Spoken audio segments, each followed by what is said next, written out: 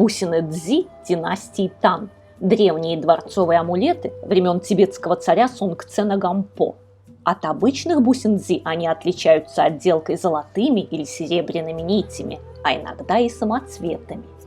С этими амулетами связаны скандалы последователей тибетской религии Бон и потомков ханьских династий.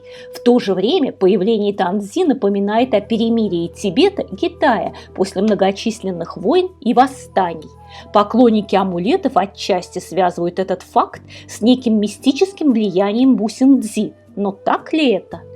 В те далекие времена, в начале VII века, сегодняшний Тибет был известен как королевство Тубо, где правил царь Сунгцен Гампо.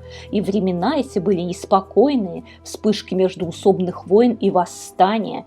Тогда Сунгцен Гампо решил взять в жены принцессу Вэньчэн, дочку китайского императора династии Тан, господствующей на соседних землях. Именно она познакомила местных жителей с буддизмом, привезла сюда множество ремесленников, поделилась достижениями в области ткачества, изготовления шелка, бумаги и даже научила тибетцев пить чай. Вэньчэн заслужила уважение жителей здешних земель, наступило перемирие тибетцев и населения Хань. И тут китайский буддизм стал переплетаться с религией Бон, положив начало тибетскому буддизму. Именно тогда появились бусины Цзи, инкрустированные золотом и самоцветами.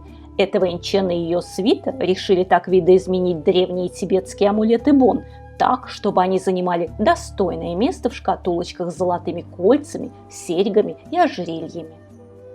Надо сказать, что обновленные бусины Цзи истинные последователи тибетского течения Бон поначалу не принимали и называли ни истинными, ни настоящими. Сколько тогда было из-за этого скандалов.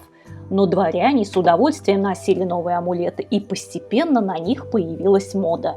Но только среди обеспеченных особ, поскольку небогатым жителям такие изыски были недоступны. Бусины Цзи с золотой и серебряной отделкой стали называть Тандзи по названию династии, которой принадлежала Вэньчэн, ведь именно с ее приездом на земли Тибета и появилась эта серия амулетов. Вскоре и шаманы Бонпо решили, что обновленные бусины Цзи вполне приемлемы, и металлические нити на них могут выступать в качестве дополнительного проводника нужной энергии во время ритуалов. И тогда многие сочли, что отделку можно и удешевить, заменив золото на более дешевый металл. В результате бусины Цзи династии Тан заняли свое место среди остальных серий тибетских амулетов.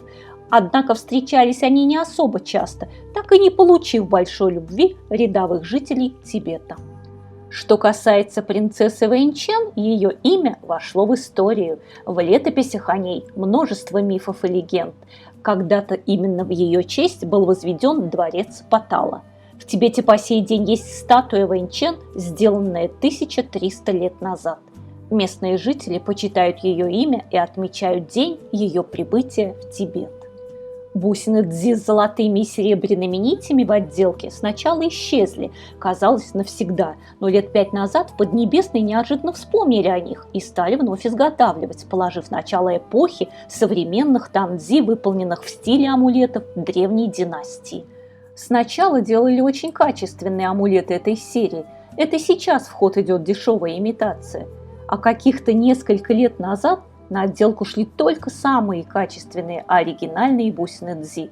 На них вырезали тончайшую ниточку-канавку по схеме нужного рисунка. Затем в эту канавку уплотняли тонкую металлическую проволочку, золотую, серебряную или из какого-то более дешевого металла, медь, латунь. Это нелегко. Нужно сделать так, чтобы не повредить камень. На месте глазков в таких бусинках иногда ставят камушки-самоцветы. Изредка из самоцветов делают и кончики. Стоимость таких бусин зависит от цены самой бусины до отделки и отделочного материала. В последнее время с названием Тандзи появилась даже имитация стеклопластика. На российских площадках все подряд уже именуют бусинами династии Тан. Но это не оригиналы, это имитационные копии и зачастую из искусственных материалов.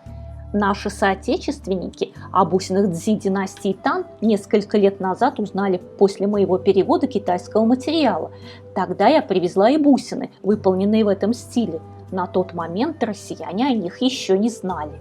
К сожалению, сейчас не так много качественных тандзи. Даже вот такая очень, кстати, милая бусина, сделанная из прессованного агата. Цена на такие невысока, от 1000 рублей. Это тоже современные бусины дзи, сделанные в стиле династии Тан с камнем под старину. Они дешевые. Это старенькая тандзи, настоящий агат, амулет посерьезнее. Отделка из латуни с серебряным напылением, тоже бюджетный вариант. Чего не скажешь о бусине дзи с нитями из чистого золота. Не буду никого пугать ценой на такое изделие. А вот интересные бусинки для алтаря. Это отделка металлическими нитями для киноварной серии. Интересное сочетание. Напоминаю, что в данном случае никакого отношения к истинной киноваре, примеси ртути, пятнышки на бусинках не имеют.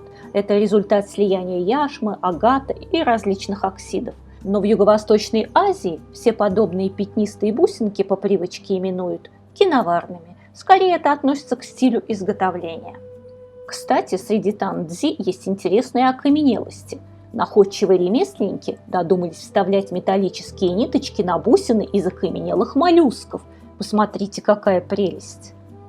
А вот ископаемая бусинка из окаменелых морских полипов с серебряной отделкой под девятиглазку.